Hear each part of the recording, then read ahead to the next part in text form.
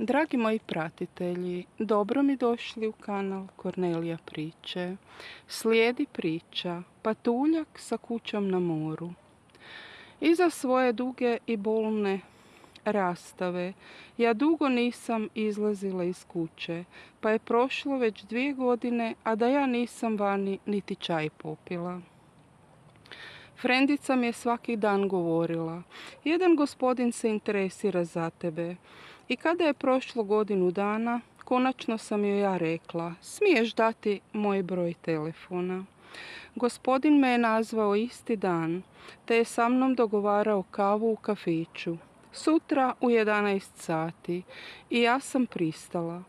Ja sam došla par minuta do 11 sati i sjela.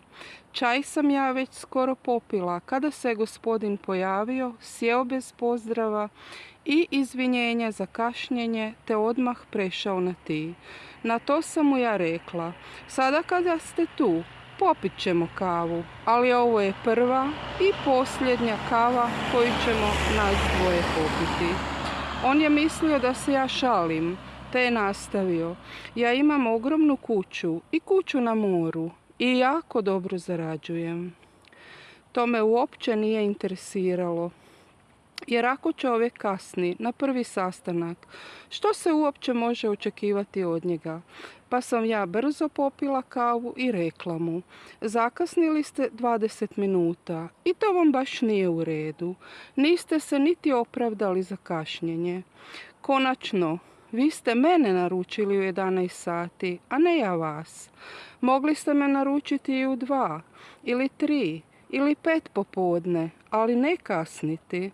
A kada budete sljedeći put zvali ženu na sastanak, pazite da ne zakasnite, bar prvi put, jer nijedna žena to ne voli. U to se je pojavio konobar i ja sam platila svoj čaj i kavu, te izašla sa zbogom, a Patuljak je ostao sjediti u čuđenju.